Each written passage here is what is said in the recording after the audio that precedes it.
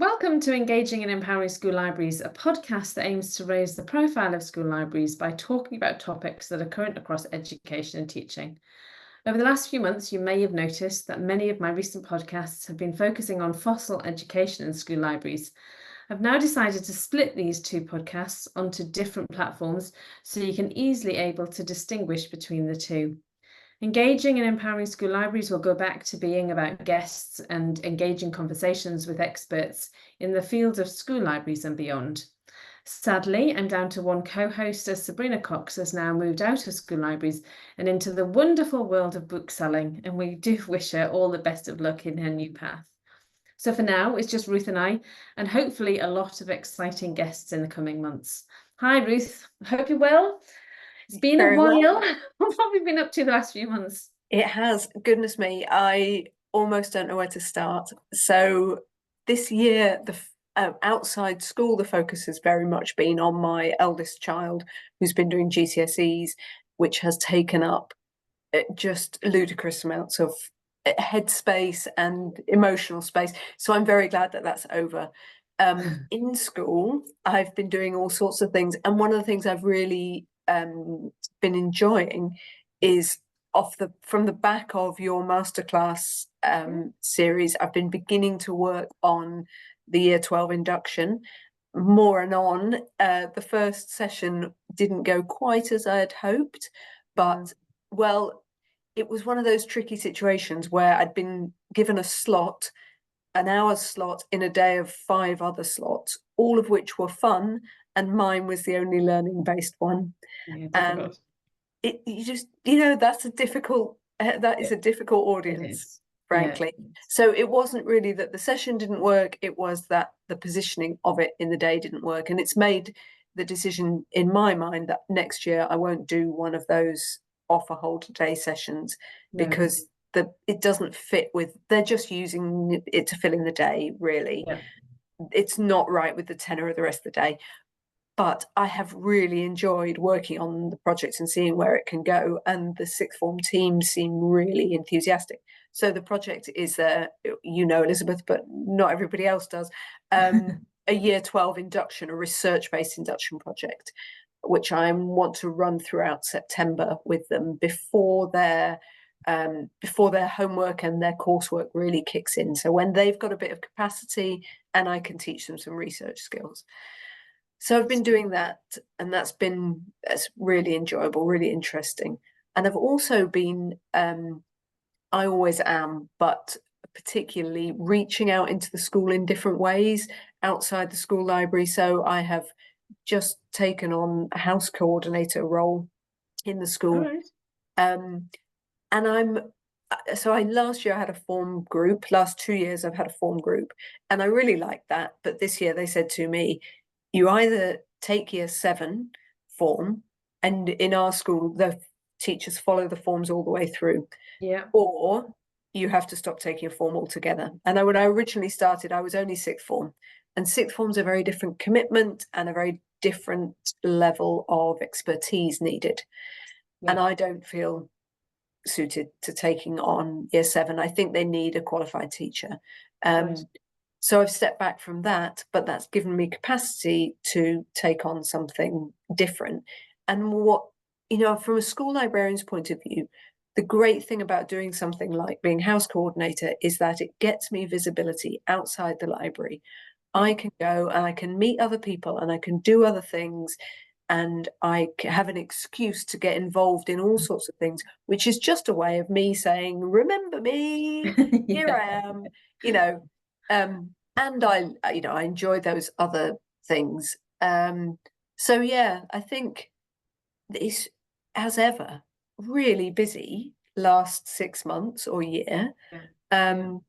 with all sorts of new things, and then all the same old, stock takes and weeding and processing books and checking in and out and all the stuff, the Absolutely. bread and butter.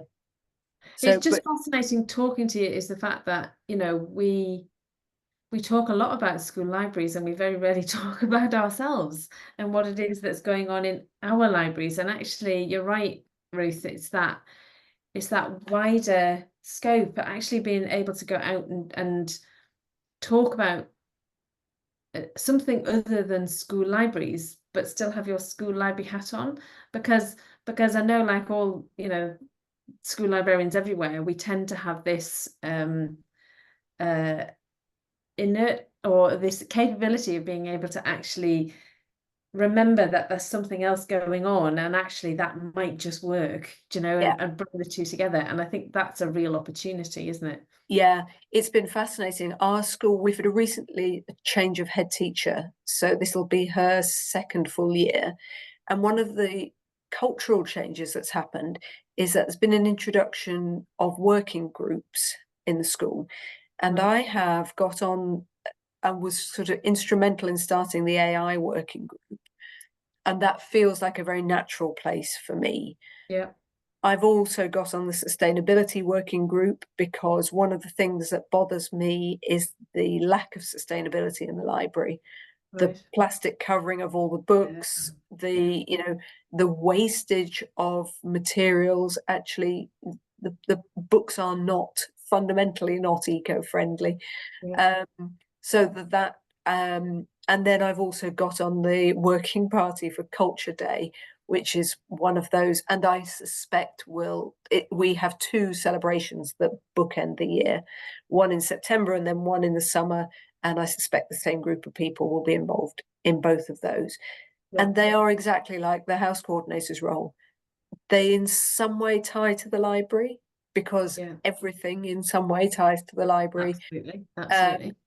and they are that opportunity for me to say, okay, what can I do, and what can the library do, and how does that fit in, and remember that actually I'm more than just the books. I mean, that's certainly the case with the AI working party. That's Yeah. been really interesting. They've come to it very much with a teaching head, and I come to it very much with an ethical information management kind of head.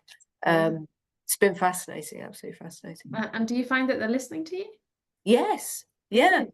I have to say, I am very lucky, and I know I'm very lucky because the more often I speak to librarians, the luckier I realise I am, and the less likely I am to go and apply for a job anywhere else because I'm used to being listened to. Yeah. They don't always agree, No.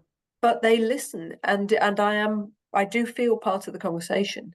Yeah. Um, and But do you think that that's got something to do with the fact that you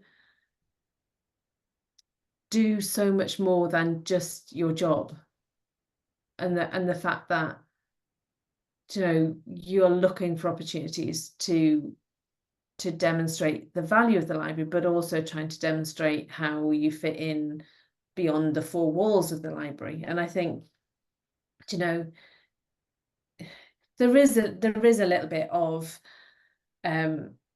school librarians are ignored, and they have to fight so hard for their positions.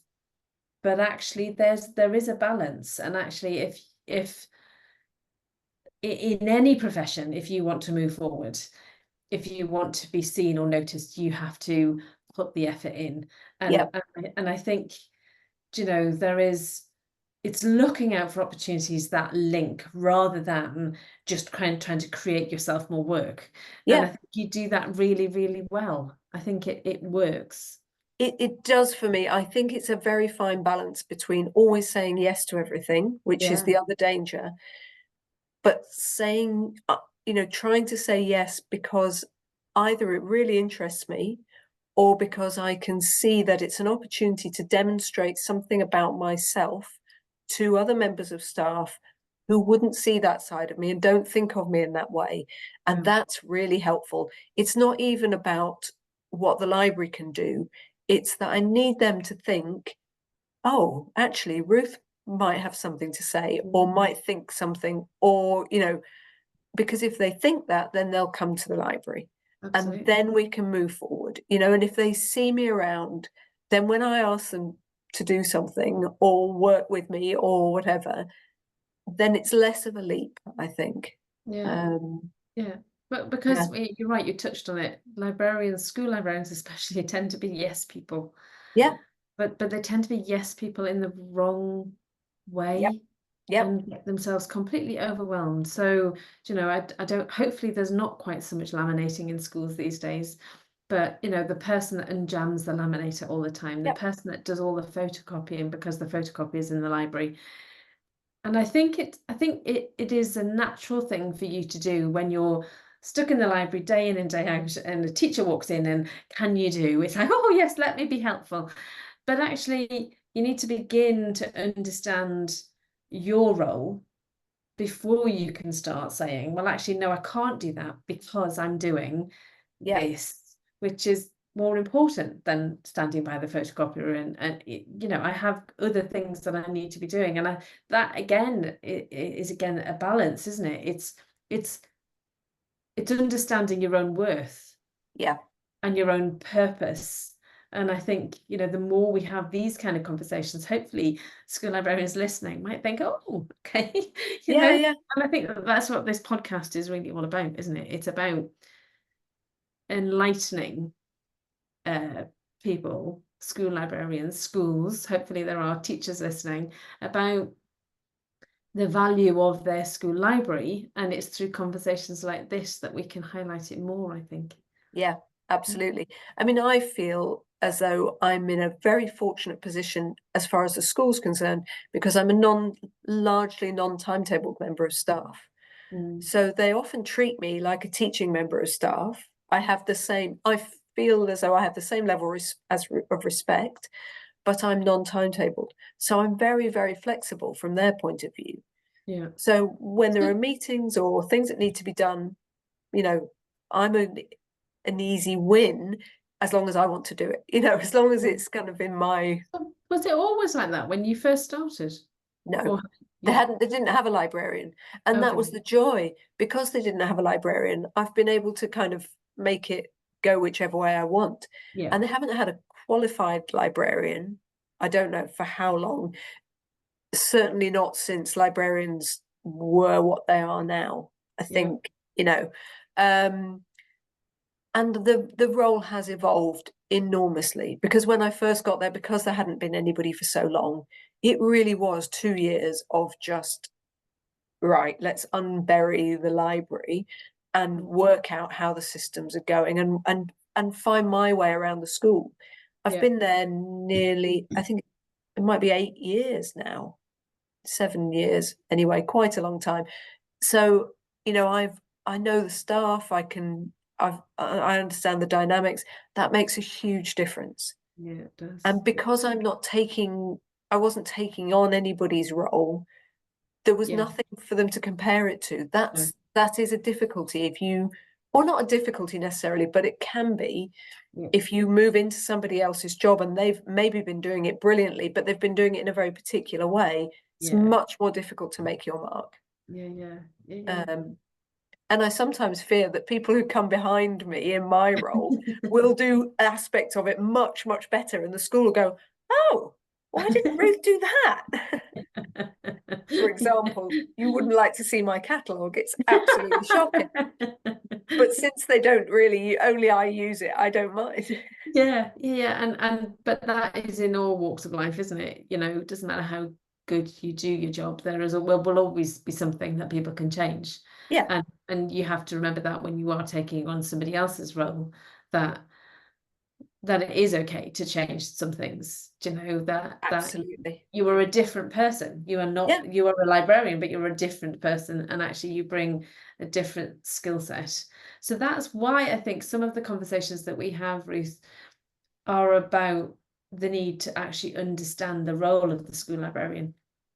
Because fundamentally, the role itself shouldn't change, but the person in it can bring change. So, yes, you know, you're not going to look at one school library and then look at a school library down the road and they'd be identical, even if they're following the same guidelines, yeah, because of the people, because of the school, because of the absolutely. children and the students and the teachers and everything else that go with it.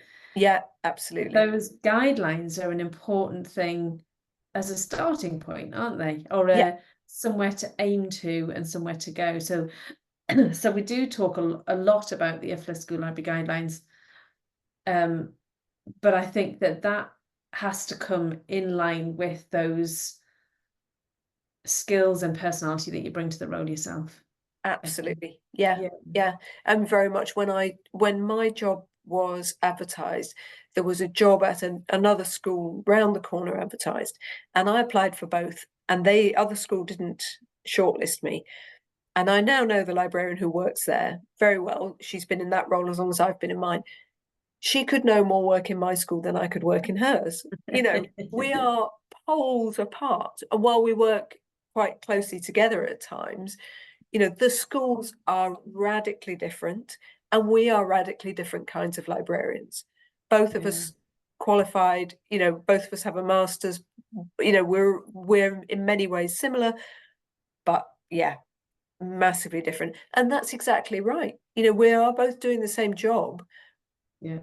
but not in the same circumstances and not No, with the same personality. And that's great. That's what makes school libraries so exciting and so it vibrant, is. I think. It is so special, so special.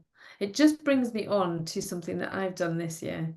So I went off to Australia Yeah. to visit family and took the opportunity to go and catch up with some of the school librarian colleagues that I've met online, but never in person, obviously, Yeah. being so far away.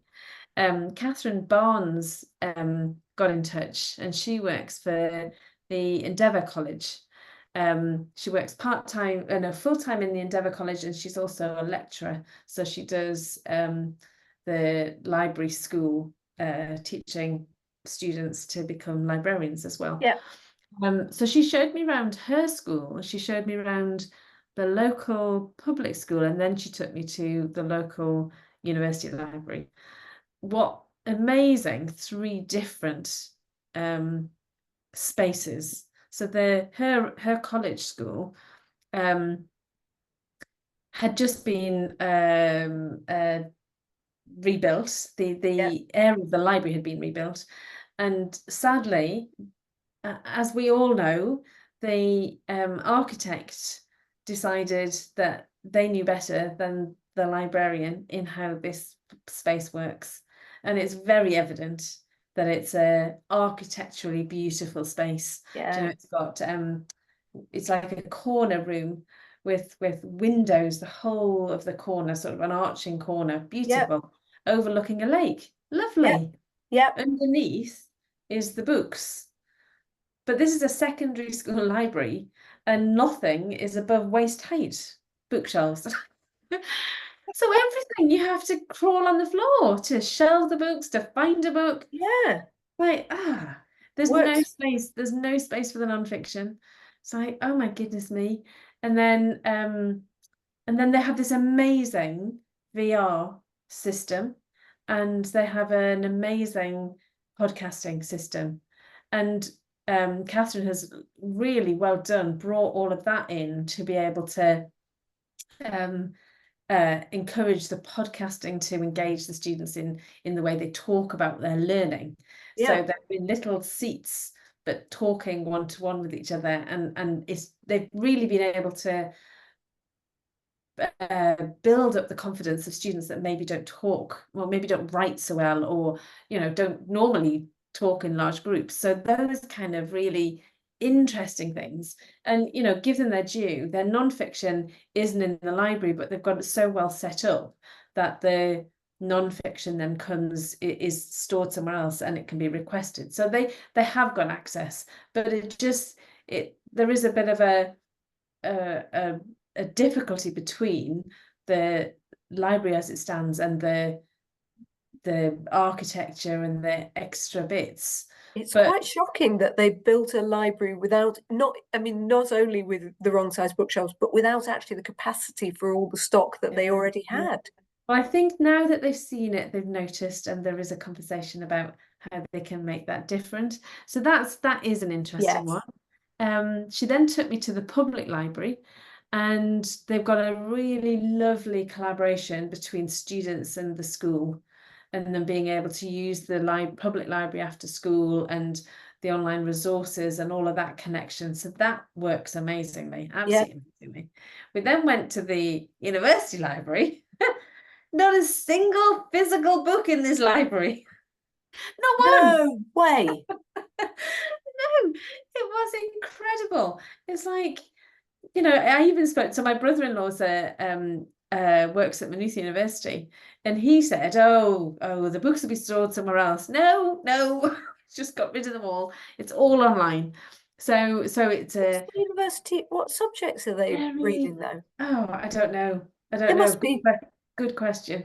But there there was must be all lots sciences and there was lots of students in the building, all on laptops, all on random tables.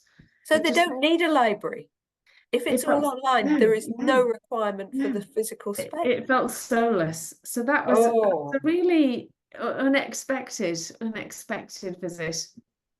I did get to see the State Library in South Australia in Adelaide. That was fascinating. Beautiful matlock wing. So very Victorian room with all ancient books. That was beautiful. I think I posted a picture online about that one. So that was lovely. And then recently I went to Oxford and I managed to visit the Bodleian Library.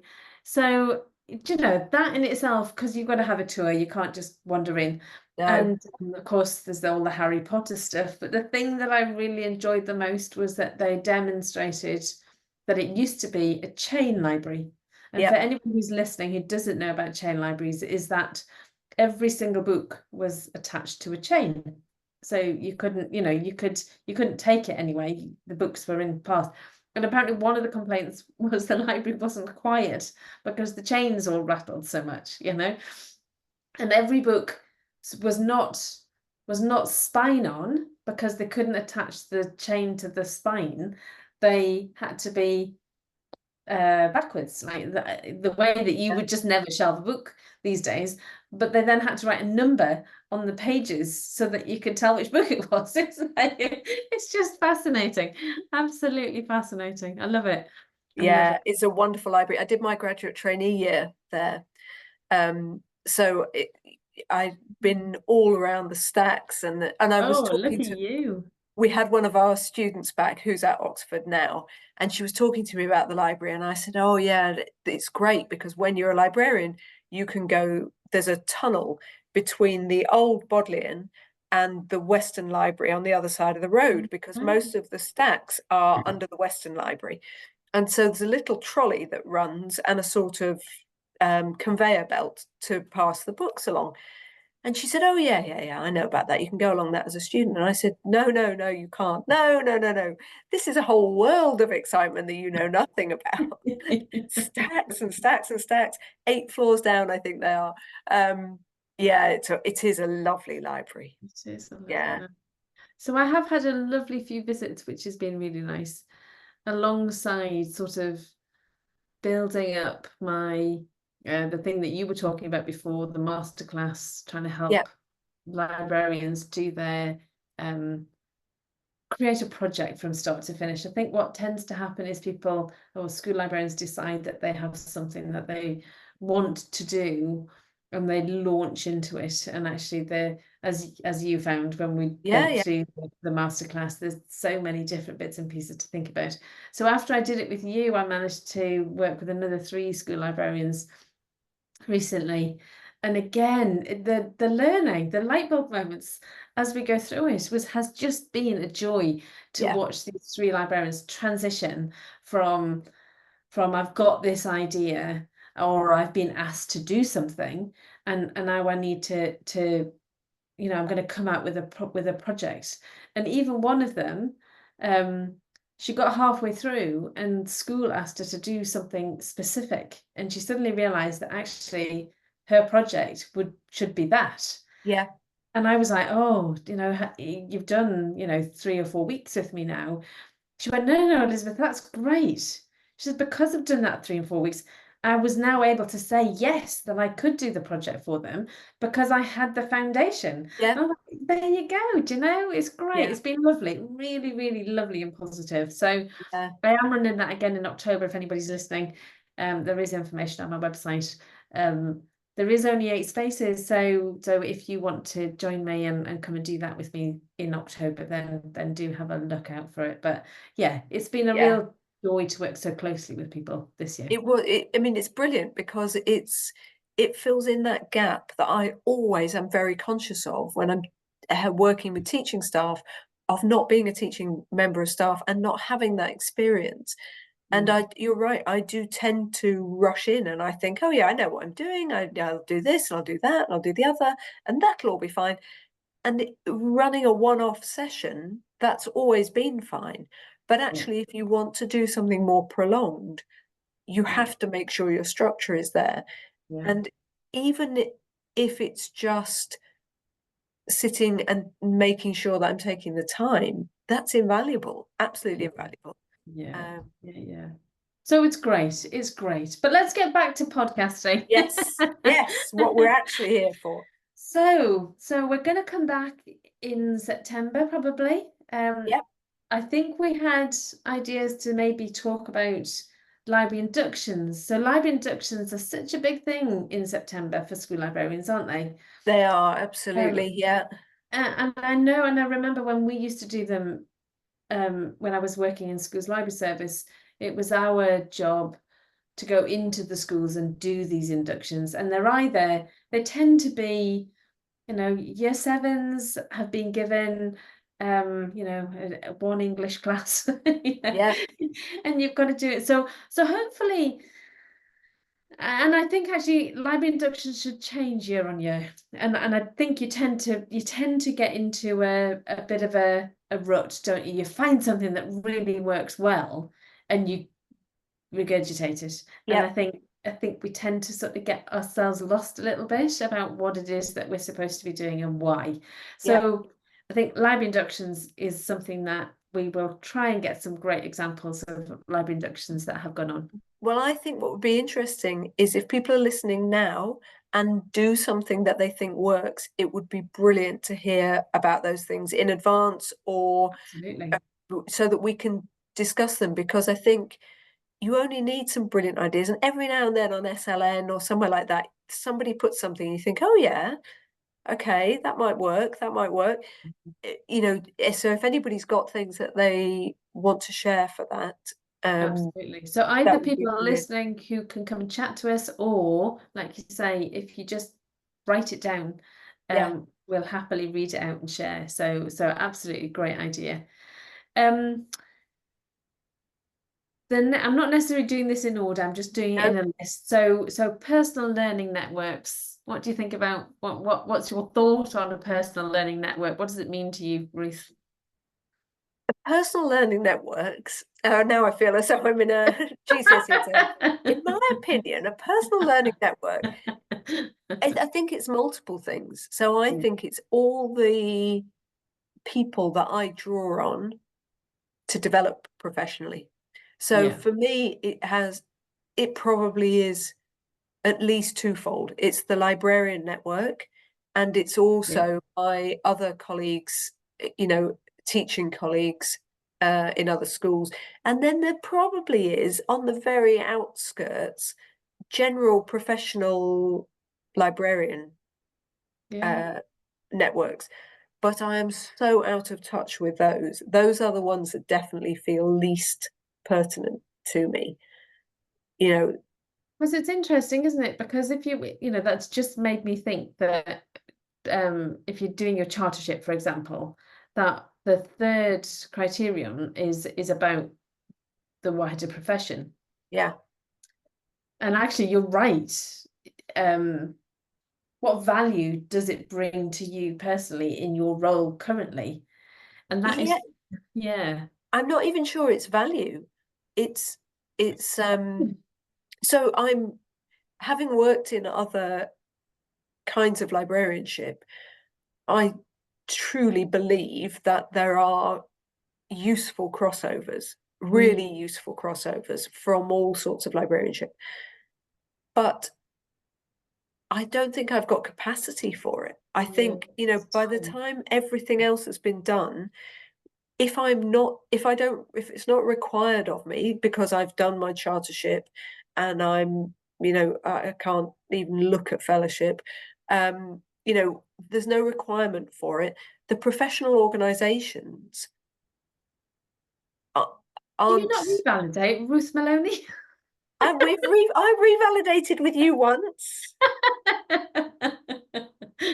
I What have were to you talking? say, other than the personal satisfaction, it did me no benefit, and it was quite a lot of work. And I pay my professional fees every year. Absolutely, absolutely. So our personal learning networks are the people around us that can help immediately, our wider context. You see, for me, it's things like people who work in business, in marketing, in Yeah, strategy, in, those, and my, since moving out of working a day-to-day school library basis, you build up your personal learning network to be relevant to you. yeah, So I currently, I think I'm thinking about, AI in education and how that's going to affect school libraries. So my personal learning network is currently heading out into AI in education. So if I list the people that I'm following and connecting with, you probably find less school librarians and more of those education AI. And I think a personal learning network can change depending on what it is that you're focusing on.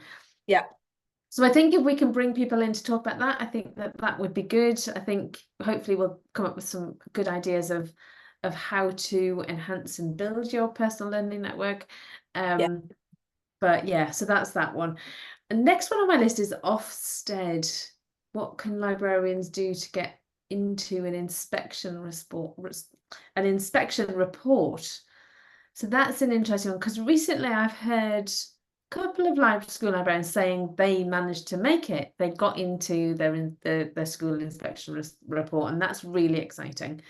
So, I think those kind of that podcast is probably going to be more about what people are doing. What is Yeah. it that what the planning looks like What for that catches kind of stuff. Ofsted's eye? Yeah, Yeah, and sort of building up a picture of how you can position yourself, even if you are not currently expecting an Ofsted yeah, or any inspection. I think it may go beyond because obviously yes. some of the people that are listening to us are not um, inspected by Ofsted, but if you're in another school, you're still inspected in some way. So how do Actually, you? do we know what the position is for independent school inspectorates? What's the library requirement there? Do we have any idea? I don't. Well, we should find No, out before we do because that I one. think But that might yeah, be quite interesting to look at and see, because yeah, I I know think that it's similar. I yeah, think it's the IB have a requirement for a library, they but do. not for a librarian, but we're not Oh inspected in no, the I same think way. that's no, because I I think I have a librarian friend who would be able to put us right on in like the IB situation. I think that they require a member of staff. Okay. They strongly suggest, my understanding is that they strongly Okay. suggest you have a librarian, Okay. and they firmly understand the value of it, but I don't think they've gone as far as to stipulate it. But they don't inspect. They do a No. monitoring Yeah. And they do compliance kind of provide thing. training, don't they, as Yes, well? they do, yeah, and you have to be trained. In order to work in an IB school, you have to undertake IB training. That And training. there is Okay. IB librarian training, Yeah. which I've done and So, was brilliant. so we will, because are you an IB school, having said that? Yes, we're an IB school, yeah. Oh, so you should know. Well, that's why I say with all confidence, I'm pretty sure that Okay. there is no requirement for a Okay. librarian. Well, no, there's a strong recommendation, but I Okay. don't think it's a requirement in But order they to be an do IB have to have school. libraries. You have to have a library, yeah. Yeah, yeah, Yeah. yeah. Okay, so that will be an interesting one when we get around to that one then. Yes. We do, I think, have to revisit AI, Yeah.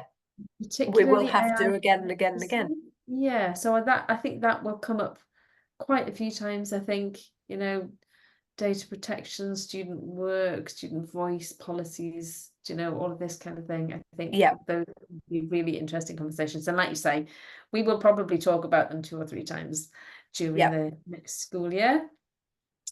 Um, I've got something written down about how students evaluate information and the best practice for it. And I don't know how that session will pan out, but No, just thinking about ourselves and how we evaluate information. Maybe that's the way to look at this, is the fact that we as well, I say we as school librarians, but school librarians tend to teach students to critically evaluate. But how do we think about it from our own perspective? Everything that we do is based on some kind of research or thought process. Do you know, we don't just pluck things out of the air. And maybe this conversation is about how we as school librarians evaluate information yeah, and prepare ourselves to then teach it to students. yeah, Because I think one of the problems, interestingly, and it might be connected or it might not be, but when you are training as a librarian, you go through the process of collecting information, of writing about it, of critically evaluating. But as a school librarian, you're supposed to teach that. yeah, And actually doing it and teaching it are yeah, completely different things. yeah, absolutely. And maybe there's a bigger conversation there, Yes, yeah, I think, possibly. yeah, Okay, that sounds good. That sounds good. Okay, we've got our thoughts going on. yeah, Another one is well-being in schools. yeah, So well-being in school libraries is there's a big conversation piece about that.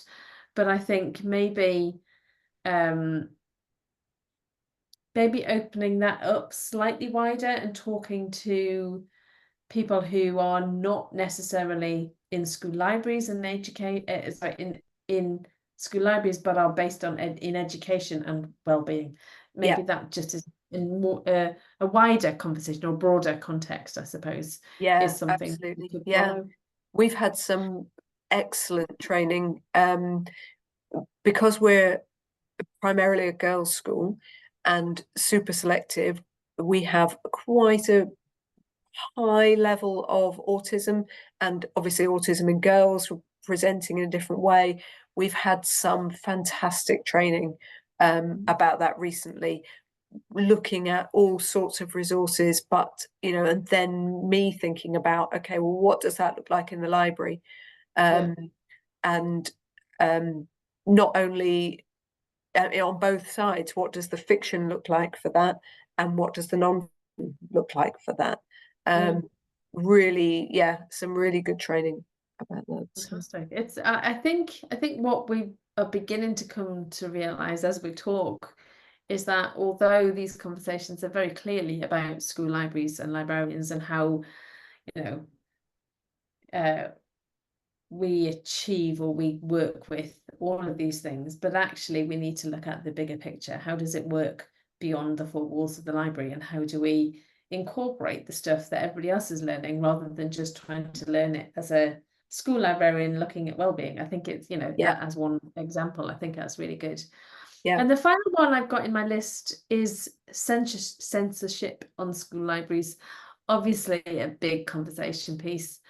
Um, a lot going on in America. We have discussed it before, didn't we? I can't remember who was on with yes, us. We yeah, we discussed did, it before. we did But a while I back. think it was a while back, and I think since that conversation, probably more has happened in the UK.